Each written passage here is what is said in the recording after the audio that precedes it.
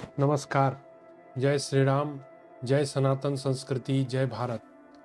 मित्रों, आज हम लोग महाभारत के अश्वत्थामा का कर्ण को मारने के लिए उद्यत होना, दुर्योधन का उसे मनाना, पांडवों और पांचालों का कर्ण पर आक्रमण, कर्ण का पराक्रम, अर्जुन के द्वारा कर्ण की पराजय तथा दुर्योधन का अश्वत्थामा से पांचालों के वध के लिए अनुरोध, आज इसी का हम लोग अध्ययन करेंगे।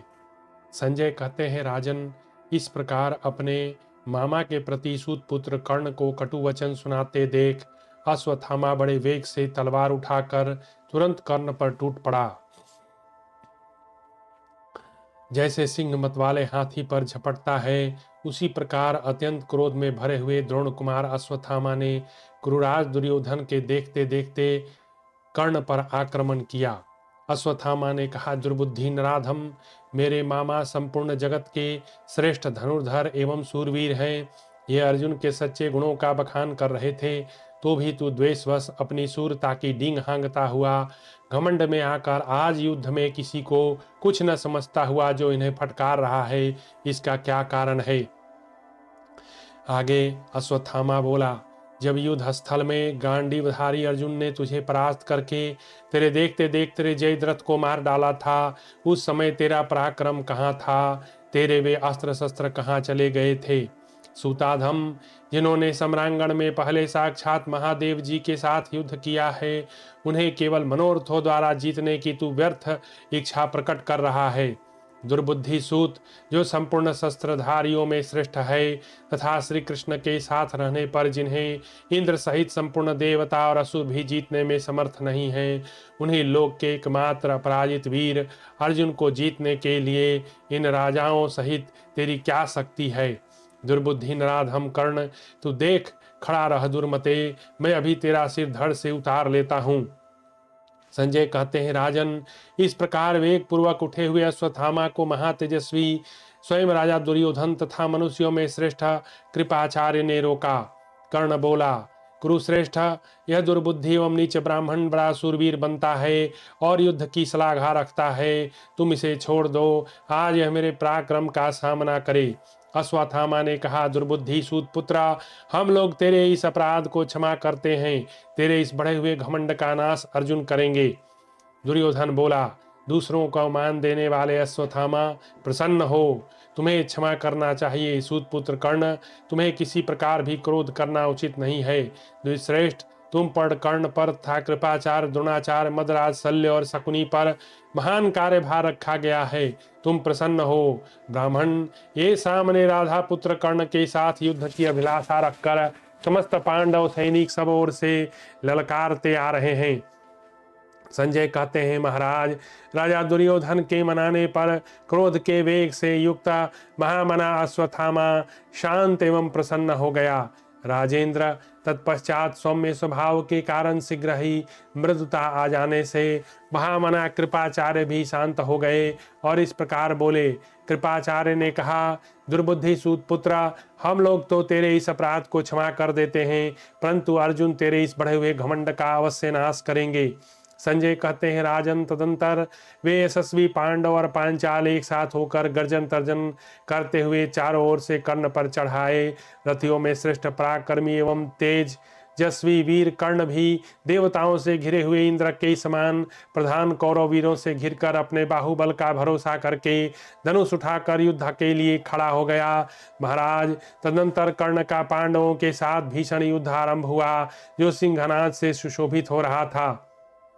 राजन, यशस्वी पांडव और पांचालों ने महाबाहु कर्ण को देखकर उच्च स्वर से इस प्रकार कहना आरंभ किया, कहाँ कर्ण है? यह कर्ण है, दुरात्मा नराधर्म कर्ण, इस महायुद्ध में खड़ा रहा और हमारे साथ युद्ध कर। दूसरे लोगों ने राधा पुत्र कर्ण को देखकर क्रोध से आंखें लाल करके कहा, समस्त श्रेष्ठ राजा मिलकर इस घमंडी को, मूर्ख सुत पुत्र को मार डाले। इसके जीने से भी कोई लाभ नहीं है। यह पापात्मा पुरुष सदा कुंती कुमारों के साथ अत्यंत बैर रखता आया है। दुर्योधन की राय में रहकर यही सारे अनर्थों की जड़ बना हुआ है। अतः इसे मार डालो। ऐसा कहते हुए समस्त क्षत्रिय महारथी पांडुपुत्र युधिष्ठिर से सूतपुत्र के वध के लिए प्रेरित हो बाणों की बड़ी भारी वर्षा द्वारा उसे आच्छादित करते हुए उस पर टूट पड़े। उन समस्त महारथियों को इस प्रकार धावा करते देख सूतपुत्र के मन में तो व्यथा हुई और न त्रास ही हुआ। भरतश्रेष्ठ प्रलय काल के समान उस सैन्य सागर को उमड़ा हुआ देख संग्राम में पराजित न होने वाले बलवान शीघ्रकारी और महान शक्तिशाली कर्ण ने आपके पुत्रों को प्रसन्न करने की इच्छा से बाण समूह की वर्षा करके सबोर से शत्रुओं की उस सेना को रोक दिया। तदनंतर सैकड़ों और सहस्रों नरेशों ने अपने धनुषों को कंपित करते हुए बाणों की वर्षा से कर्ण की भी प्रगति रोक दी। जैसे दैत्यों ने इंद्र के साथ संग्राम किया उसी प्रकार वे राजा लोग राधा पुत्र कर्ण के साथ युद्ध करने लगे।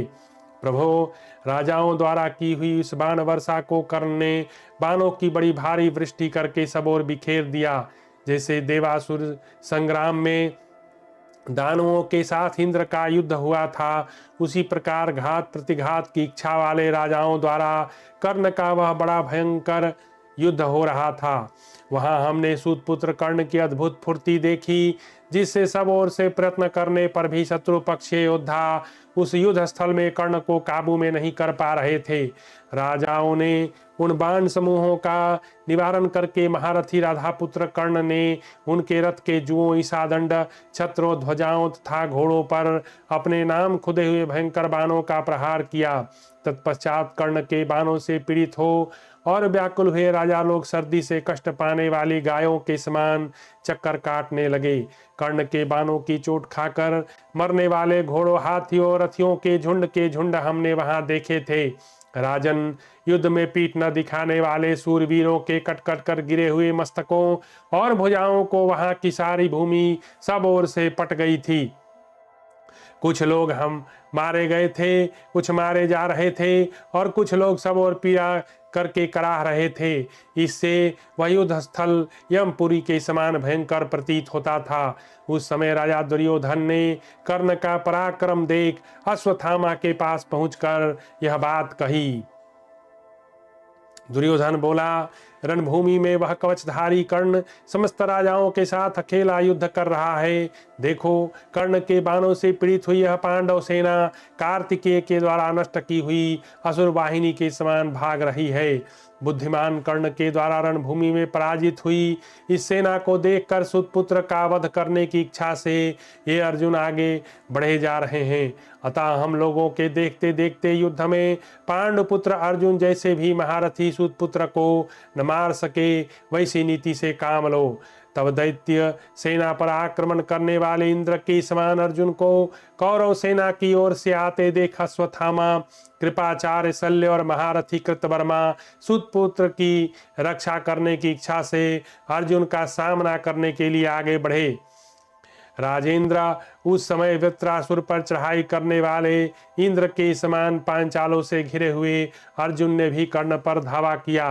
धृतराष्ट्र ने पूछा, सूत, काल, अंतक और यम के समान क्रोध में भरे हुए अर्जुन को देखकर वैकर्तन कर्ण ने उन्हें किस प्रकार उत्तर दिया।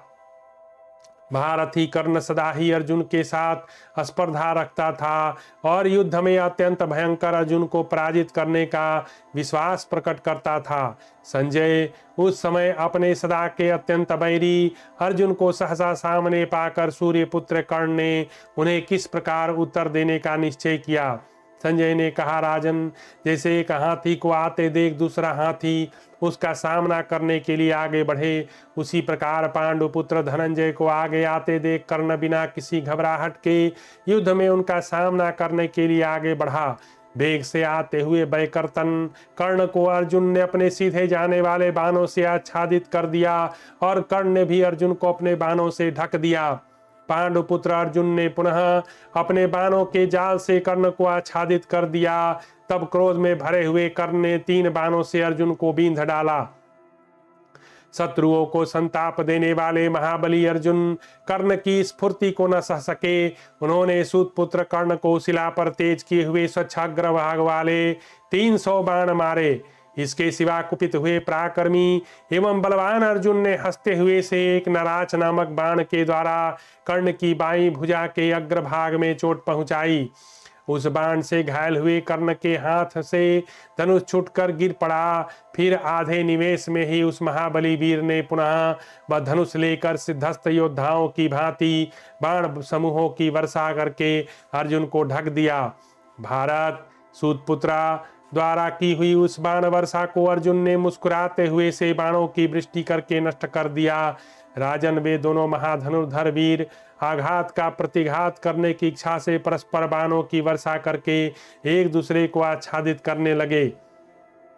जैसे दो जंगली हाथी किसी हथिनी के लिए क्रोध पूर्वक लड़ रहे हों, उसी प्रकार उस युद्ध स्थल में कर्ण और अर्जुन का वह महान संग्राम एवं अद्भुत था। तदंतर महाधनुर्धर अर्जुन ने कर्ण का पराक्रम देखकर उसके धनुष को मुट्ठी पकड़ने की जगह से शीघ्रता से काट दिया। साथ ही उसके चारों घोड़ों को चार भल्लों द्वारा यमलोक पहुंचा दिया। फिर शत्रु संतापी अर्जुन ने उसके सारथी का सिर धड़ से अलग कर दिया। धनुष कट जाने और घोड़ोत्था सारथी के मारे जाने पर कर्ण को पांडुनंदन अर्जुन ने चार बाणों से घायल कर दिया। जिसके घोड़े मारे गए थे उस रथ से तुरंत उतरकर बाण पीड़ित कर्ण शीघ्रता पूर्वक कृपाचार्य के रथ पर चढ़ गया।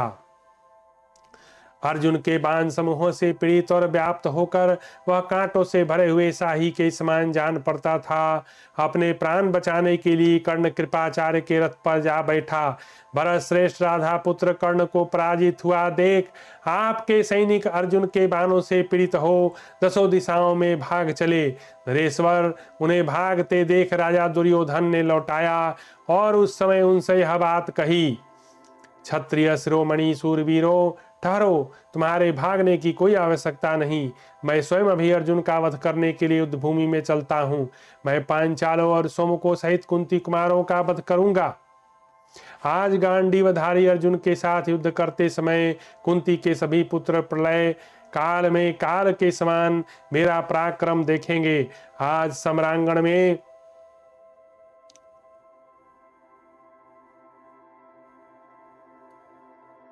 द्रोण कुमार, तुम अनुगामियों सहित पांचालों और सोमकों को मार डालो, फिर तुमसे ही सुरक्षित हो। हम लोग अपने से शत्रुओं का संहार कर डालेंगे। विप्रवर, वे यशस्वी पांचाल और सोमक क्रोध में भरकर दावानल के समान मेरी सेनाओं में विचर रहे हैं। इन्हीं के साथ कैकेयी भी है। महाबाहो नरश्रेष्ठ, वे किरीटधारी अर्जुन से सुरक्षित हो मेरी सेना का सर्वनाश न कर डालें, अतः पहले ही उन्हें रोको। शत्रुओं का दमन करने वाले माननीय भाई अश्वत्थामा, तुम शीघ्र ही जाओ। पहले करो या पीछे, यह कार्य तुम्हारे ही बस का है। महाबाहो, तुम पांचालों का वध करने के लिए उत्पन्न हुए हो। यदि तुम तैयार हो जाओ तो निश्चय ही सारे जगत को पांचाल से शून्य कर दोगे। पुरुष सिंहा, सिद्ध पुरुषों ने तुम्हारे विषय में ऐसी बातें कही हैं, वे उसी रूप में सत्य होंगी। अतः तुम सेवकों सहित पांचालों का वध करो। मैं तुमसे सच कहता हूँ, तुम्हारे बाणों के मार्ग में इंद्र सहित संपूर्ण देवता भी नहीं ठहर सकते। फिर कुंती के पुत्रों और पांचालों की बिसात ही क्या है। वीर सोमको सहित पांडव संग्राम में तुम्हारे साथ बलपूर्वक युद्ध करने में समर्थ नहीं है, यह मैं तुमसे सत्य कहता हूँ। महाबाहो, जाओ जाओ, हमारे इस कार्य में विलंब नहीं होना चाहिए। देखो, अर्जुन के बाणों से पीड़ित होकर यह सेना भागी जा रही है।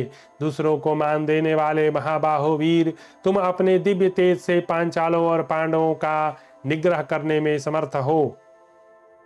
अश्वत्थामा का दुर्योधन को उपालंभ पूर्वक आश्वासन देकर पांचालों के साथ युद्ध करते हुए धृष्टद्युम्न के रथ सहित सारथी को नष्ट करने के उसकी सेना को भगाकर अद्भुत पराक्रम दिखाना। संजय कहते हैं, राजन, दुर्योधन के ऐसा कहने पर अंदुर्मद अश्वत्थामा ने उसी प्रकार शत्रुवध के लिए प्रयत्न किया जैसे इंद्र दैत्य वध के लिए यत्न करते हैं। उस समय महाबाहो अश्वत्थामा ने आपके पुत्र से यह वचन कहा, महाबाहो कौरव नंदन, तुम जैसा कहते हो यही ठीक है। कुरुश्रेष्ठ, पांडव मुझे तथा मेरे पिताजी को भी बहुत प्रिय हैं, इसी प्रकार उनको भी हम दोनों पिता पुत्र प्रिय हैं, किंतु युद्ध स्थल में हमारा यह भाव नहीं रहता। तात हम अपने प्राणों का मोह छोड़कर निर्भय से होकर यथाशक्ति युद्ध करते हैं। नृपश्रेष्ठ, मैं कर्ण, कृप, शल्य और कृतवर्मा पलक मारते मारते पांडव सेना का संहार कर सकते हैं। महाबाहो कुरुश्रेष्ठ, यदि युद्ध स्थल में हम लोग ना रहें तो पांडव भी आधे निमेष में ही कौरव सेना का संहार कर सकते हैं। हम यथाशक्ति पांडवों से युद्ध करते हैं और वे हम लोगों से युद्ध करना चाहते हैं। भारत, इस प्रकार हमारा तेज परस्पर एक दूसरे से टकराकर शांत हो जाता है। राजन, मैं तुमसे सत्य कहता हूँ कि पांडवों के जीते जी उनकी सेना को बलपूर्वक जीतना असंभव है। भरत नंदन, पांडव शक्तिशाली हैं और अपने लिए युद्ध करते हैं, फिर वे किस लिए तुम्हारी सेनाओं का संहार नहीं करेंगे। कौरव नरेश, तुम तो लोभी और छल कपट की विद्या को जानने वाले हो, सब पर संदेह करने वाले और अभिमानी हो, इसलिए हम लोगों पर भी शंका करते हो। राजन, मेरी मान्यता है कि तुम निंदित पापात्मा एवं पाप पुरुष हो। क्षुद्र नरेश, तुम्हारा अंतःकरण पाप भावना से पूर्ण है, इसलिए तुम हम पर तथा दूसरों पर भी संदेह करते हो। गुरुनंदन, मैं अभी तुम्हारे लिए जीवन का मोह छोड़कर पूरा प्रयत्न करके संग्राम भूमि में जा रहा हूँ। शत्रु दमन, मैं शत्रुओं के साथ युद्ध करूंगा और उनके प्रधान प्रधान वीरों तथा विजय पाऊंगा। संग्राम भूमि में तुम्हारा प्रिय करने के लिए मैं पांचालों, सोमकों, कैकयों तथा पांडवों के साथ युद्ध करूंगा। आज पांचाल और सोमक योद्धा मेरे बाण से दग्ध होकर सिंह से पीड़ित हुई गौओं के समान सब ओर भाग जाएंगे। आज सोमको सहित धर्मपुत्र राजा युधिष्ठिर मेरा पराक्रम देखकर संपूर्ण जगत को अश्वत्थामा से भरा हुआ मानेंगे। सोमको सहित पांचालों को युद्ध में मारा गया देख आज धर्मपुत्र राजा युधिष्ठिर के मन में बड़ा वैराग्य और खेद होगा। भारत, जो लोग रणभूमि में मेरे साथ युद्ध करेंगे उन्हें मैं मार डालूंगा। वीर मेरी भुजाओं के भीतर आकर शत्रु सैनिक जीवित नहीं छूट सकेंगे।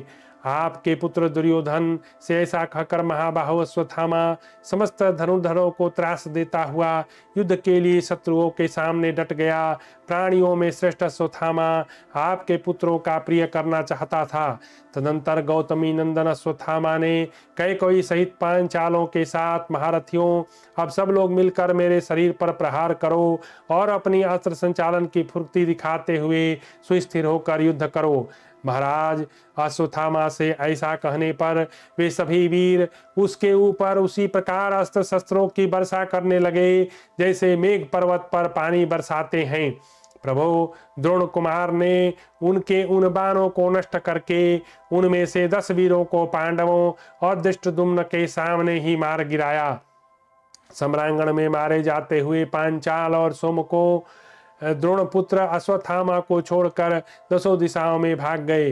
महाराज, सूरवीर पांचालों और सोमकों को भागते देख धृष्टद्युम्न ने रण क्षेत्र में अश्वत्थामा पर धावा किया।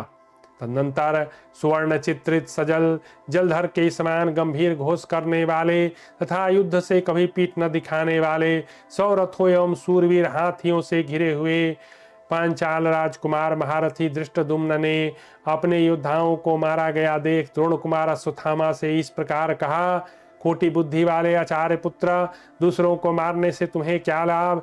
यदि सुरमा हो तो रण क्षेत्र में मेरे साथ भिड़ जाओ। इस समय मेरे सामने खड़े हो जाओ, मैं तुम्हें अभी मार डालूंगा। भरत श्रेष्ठ ऐसा कहकर प्रतापी धृष्टद्युम्न ने मर्म भेदी एवं पैने बाणों द्वारा आचार्य पुत्र को घायल कर दिया। सुवर्णमय पंख और स्वच्छ धार वाले सबके शरीर को विदीर्ण करने में समर्थ वे शीघ्रगामी बाण श्रेणीबद्ध होकर अश्वत्थामा के शरीर में वैसे ही घुस गए जैसे मधु के लोभी उद्दाम भ्रमर फूले हुए वृक्ष पर बैठ जाते हैं।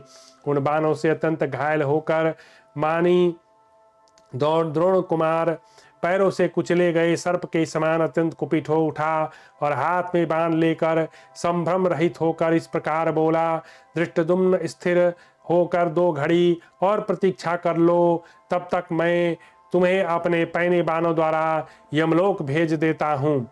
सम्रांगण में अश्वत्थामा द्वारा पीड़ित होने पर रण दुर्मद पांचाल राजकुमार धृष्टद्युम्न ने उसे वाणी द्वारा डांट बताई और इस प्रकार कहा, दुर्बुद्धि ब्राह्मण, क्या तू मेरी प्रतिज्ञा और उत्पत्ति का वृतांत नहीं जानता? निश्चय ही मुझे पहले द्रोणाचार्य का वध करके फिर तेरा विनाश करना चाहिए। इसलिए द्रोण के जीते जी अभी युद्ध स्थल में तेरा वध नहीं कर रहा हूँ। दुर्मते, इसी रात में प्रभात होने से पहले आज तेरे पिता का वध करके फिर तुझे भी युद्ध स्थल में प्रेत लोक को भेज दूंगा। यही मेरे मन का निश्चय है।